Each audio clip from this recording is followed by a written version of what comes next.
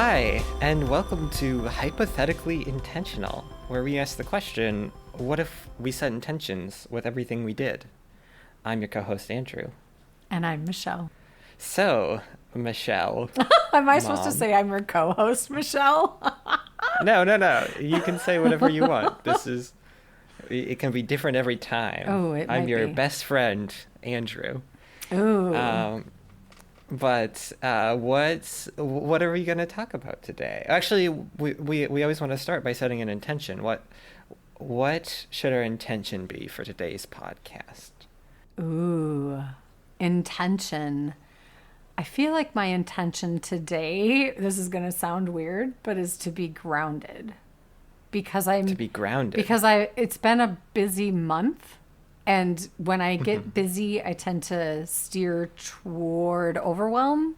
And when I'm in overwhelm, I have to be more mindful about grounding. So I feel like if I set the intention to ground, that can be mine. You can make yours different. Or should I make it not about me? Maybe I should make my intention about the podcast. No. This is good. This is good. No. I think, listen, we're going to have a lot of podcasts. We're going to have a lot of intentions that we're going to need to set. I don't think we should overthink them. I think just grounded. Thank you. See, overwhelm. I overthink everything when I'm in overwhelm. All right. For myself. I like that. I can see it better for others. Like I'm not in overwhelm to the point of not being able to see anything. But for myself, when I'm in overwhelm, it gets complicated. Yeah, so I know we're going to dig into another article this week. What we do here on this podcast is we mostly just have conversations. But as a jumping off point, we like to look at articles and you have like sort of pop psychology or pop advice or blogs or whatever that have some sort of message and take that as a jumping off point for our own conversations about whether we agree or disagree. But before we get into that, I know you are very much in the world of like yoga and wellness and, that so much of like that world. As someone who is not as much in that world or who is really only exposed to that world through you, I don't know if we should assume that our listeners know what being grounded means. I think there's some level of I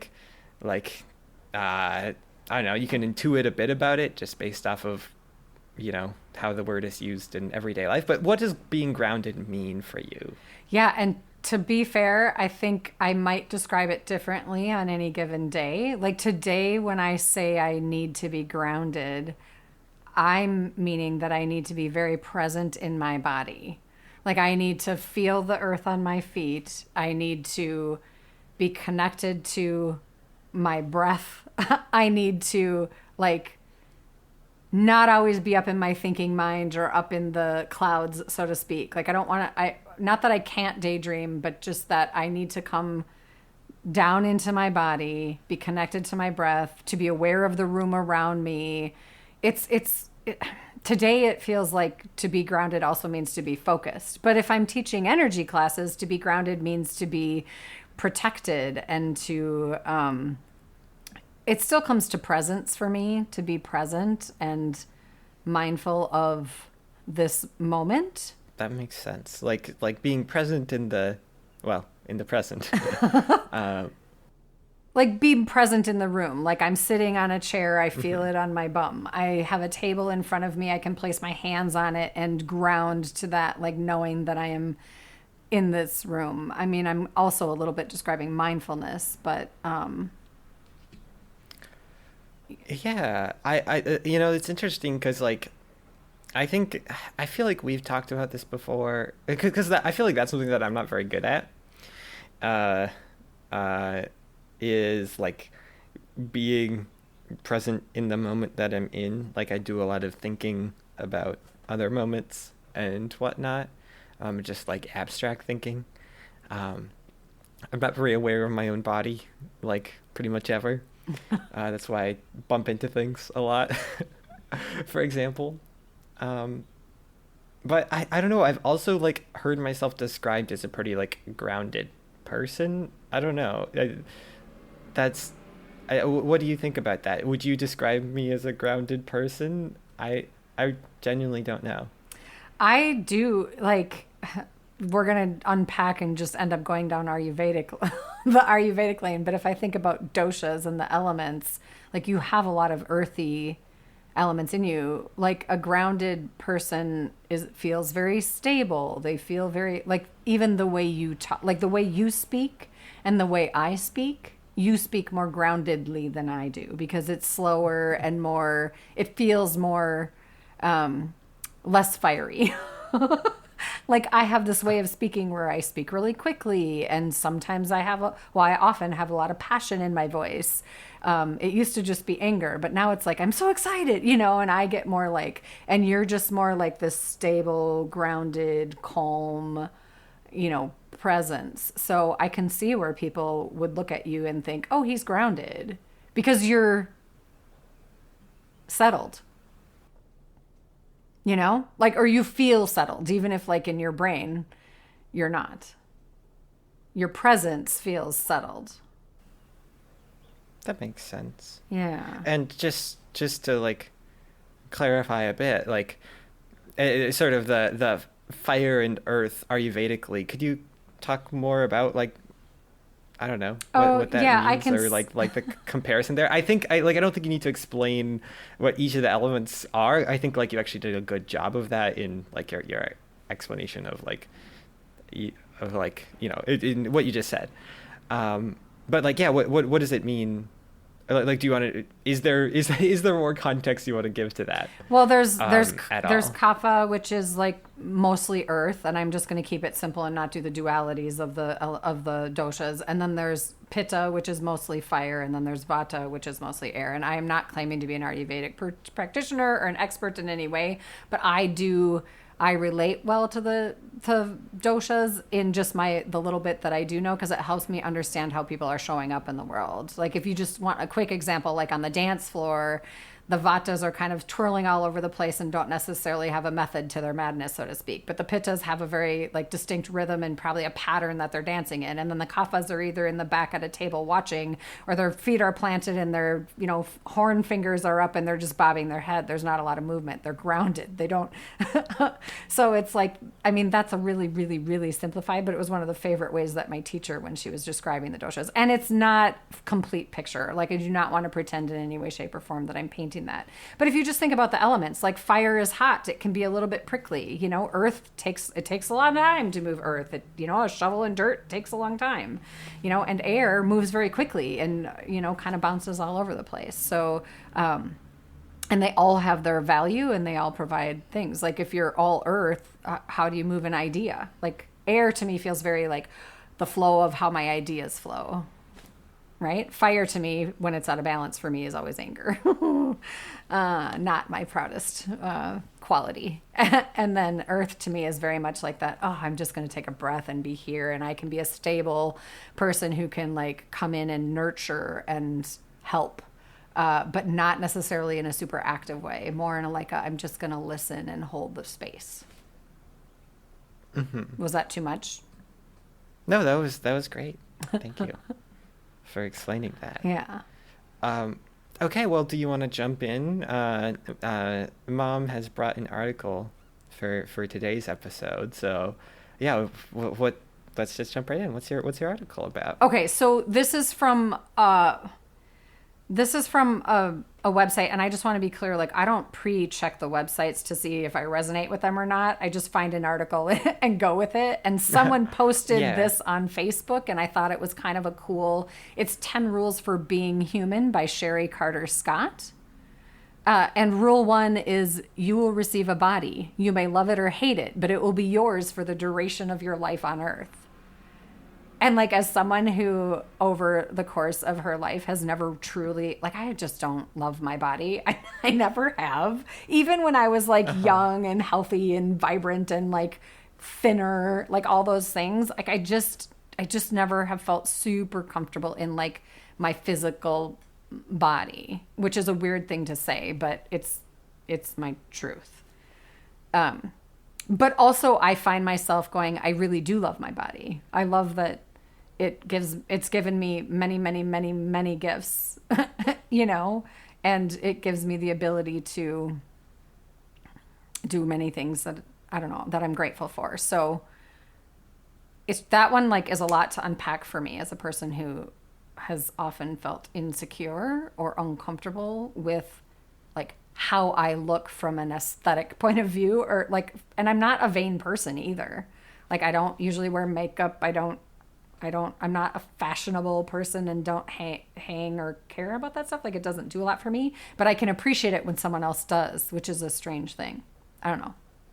Yeah, no, I agree completely. Like, I feel very similarly in that, like, I don't dislike my body by any stretch, but I've never really cared about it much either. Like, it's always felt like I've always felt like I exist in my brain, and my Oh, body's like a like a tool even. Like that's what it feels like. Like my body is a tool to give my brain the nutrients it needs and the activities that it wants to do and like all of that. But like I don't place my identity in my body at all. that's fascinating to me because when you said that, you know, I exist in my brain. I was like, oh, I think I, I think I exist in my emotions. like, like I love my emotions, and I always say, like, I've had conversations with friends about this because I have friends that are very much they enjoy the roller coaster of life, or maybe they don't even enjoy it, but they're the people who feel the really high highs and the really low lows, and I'm definitely one of those people. And I feel like if like when you said I exist in my brain, I'm like, oh, that used to be super painful for me because my brain was mean to me more often than not. Like my brain, my mindset was not good, and it took a lot of effort and healing for me to switch that. And it was my emotions where I found comfort, which is a weird thing to say, but I don't know, the fact that I could feel them so powerfully. It's like I could be super sad one day, but I could feel ridiculously loved the next. Uh-huh. That's interesting. Do you think so do you not, or did you not, because it sounds to me like you're making a separation between like your thoughts, like your conscious thoughts, and your emotions. And that wasn't a distinction I was intending to make when I said I exist in my brain. Like to me, my brain is where my emotions take place also. But like for you, do you not feel, or did you not feel like your thoughts were part of you, or part of where you place your identity? That's a really interesting question because I feel like I used to think they were the same thing. But in the healing journey, the personal development, all of that, I feel like I can recognize that I'm actually not either one. Like I am not my thoughts and I'm not my feelings, but I very much enjoy my feelings most of the time. I mean, obviously not all of the time. Sometimes they get dark and messy, but they get dark and messy because of my thoughts that are dark and messy. But I feel like they're very separate things. And for me, like that comfort zone is when I get into that gap or that place of pause and clarity where I'm coming from my kind self, my highest self, my heart space. And I feel like that's why, like, my thoughts to me are the things that get in my way. And to be fair, I suppose my emotions are as well. Oh, we're so deep. We're so deep into way deeper than I thought this thing would have taken us. But when you said you exist in your brain, I was like, gosh, I mean, ideally I exist in the gap, which is that place of inner knowing, that place of inner wisdom, that place of like divine connection and groundedness. I'm back to groundedness. But my brain and my thoughts and my emotions are the messy middle and they get in the way. That's But if you're going to make interesting. me pick, I'm going to pick my emotions over my thoughts. Okay. Yeah.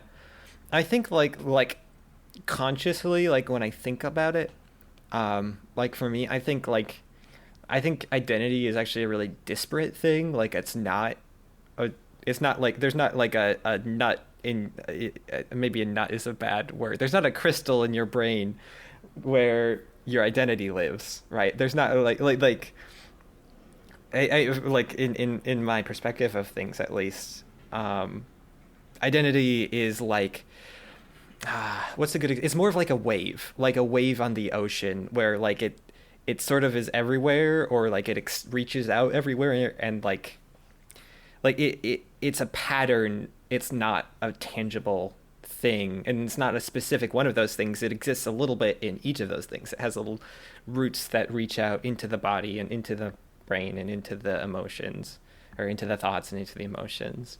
But it's not any one of those things. And I think like when people talk about like social identities too, like that's part of it too, of like, it's not exclusively like internal things. Your identity can be part of like your relationship with other people, and like the groups you belong with and identify with. And I don't know, I think that's interesting. What do you think about that? Well, now I have a question about your definition of identity. Because are you talking about like your essence?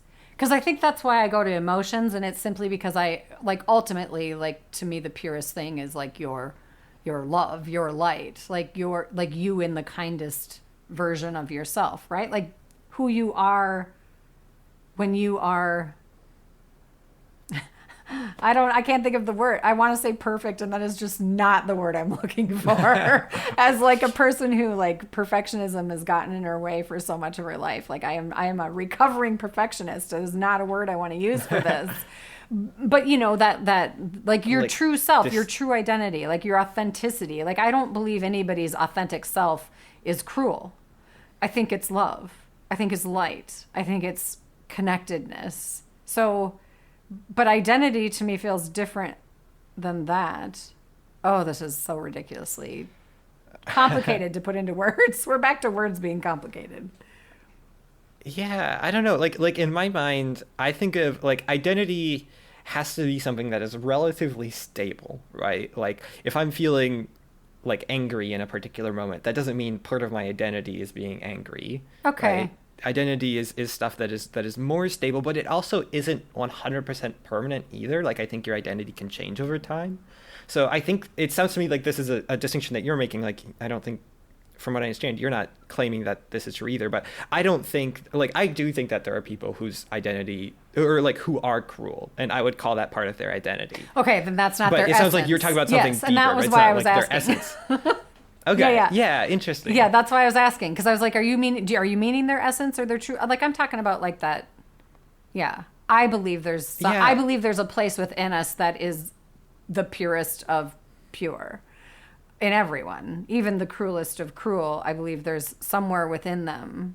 I'm not saying they're going to find it anytime soon, or that we're going to see it anytime soon. I'm saying I believe that there's always duality, that there's evil and good, that there's, I mean, that's a generalization, but but I think identity and essence and I'm not even sure essence is the same as like what I'm talking about, but kind of that feels closer than identity. But I see what you're saying, because like for me, like I identify, like if like I'm a catalyst for healing, I identify with that, but I don't identify with being a healer, only for myself, because I don't believe I can heal anyone else.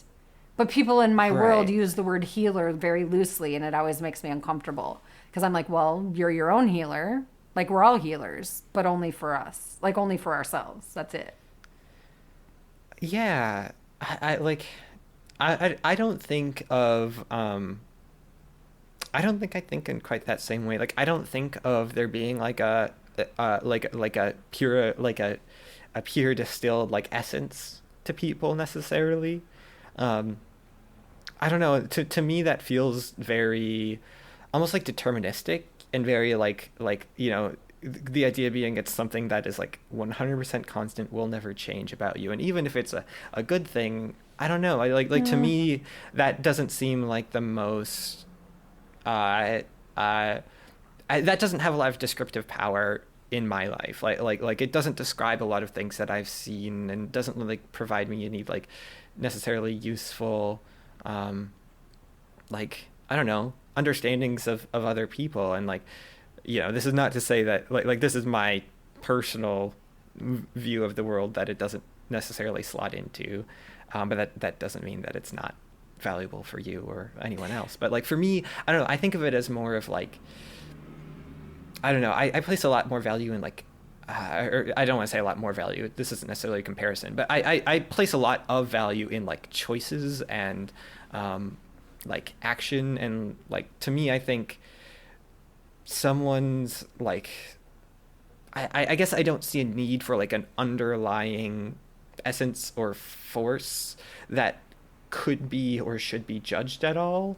Um, to me, like there, everything that I would need to know about a person is exists within the relatively stable but still possible to change identity that exists.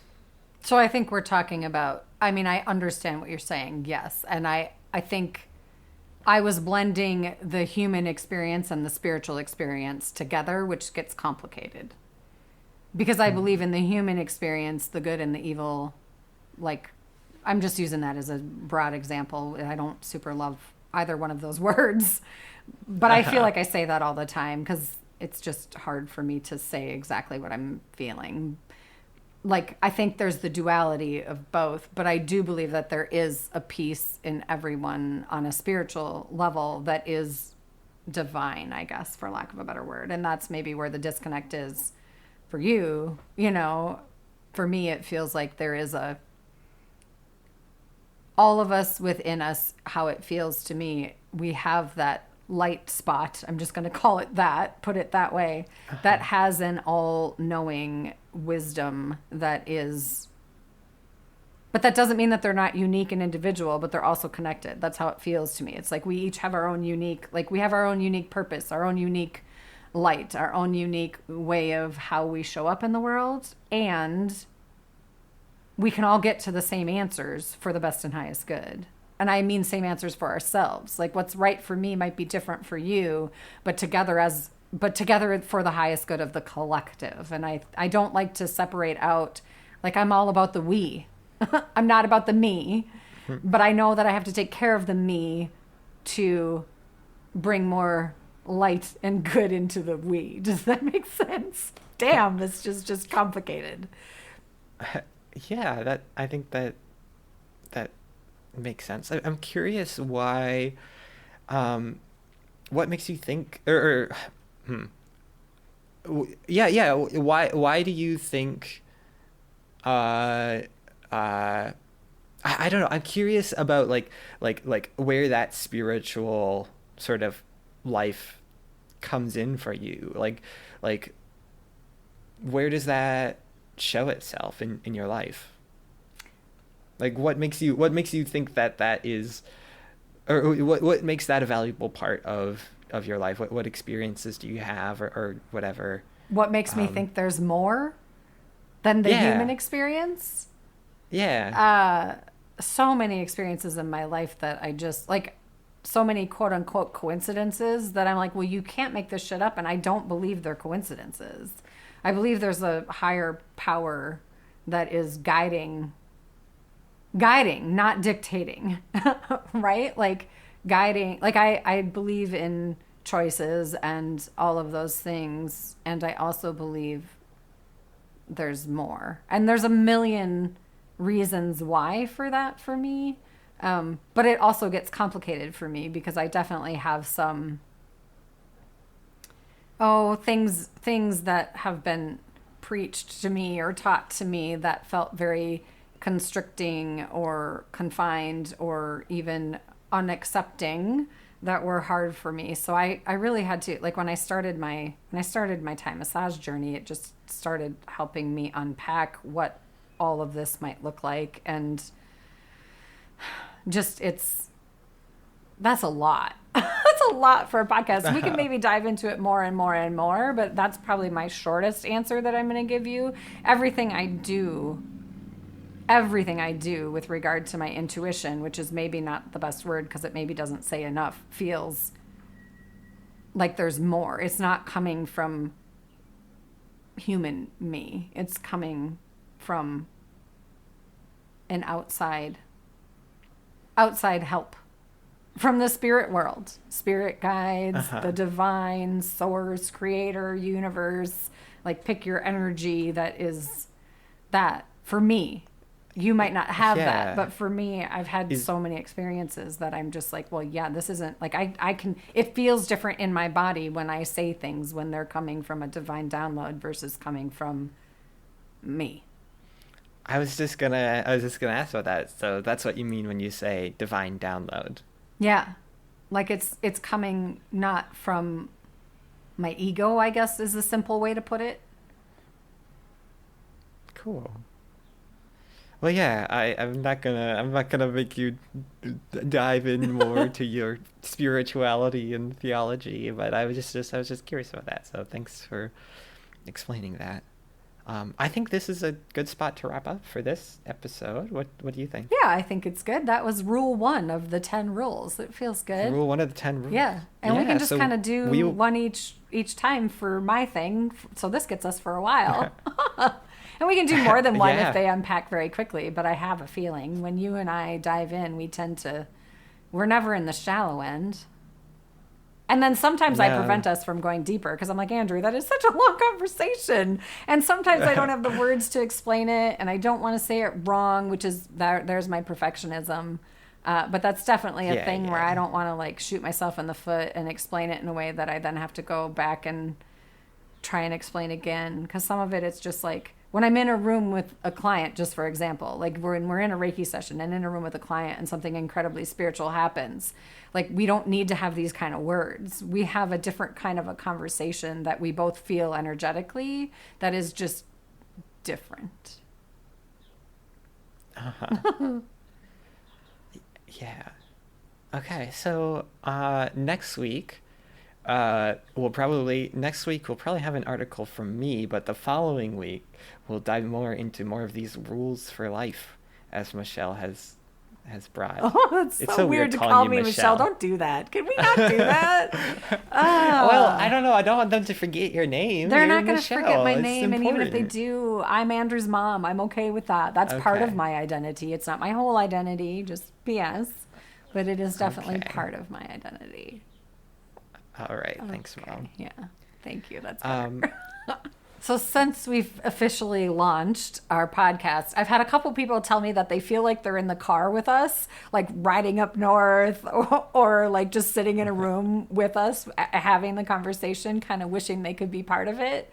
And I'm inviting everyone to be part of it. You can like, subscribe, comment, follow, send an email, however you want to connect with us. You can recommend articles for us to unpack. You look like you're going to say something. I was just gonna say, where should they send those emails? They can send them to info@jaidee wellness.com. And we would Excellent. love to hear from you. And in closing, we say bye. Be you every day. It's so cheesy.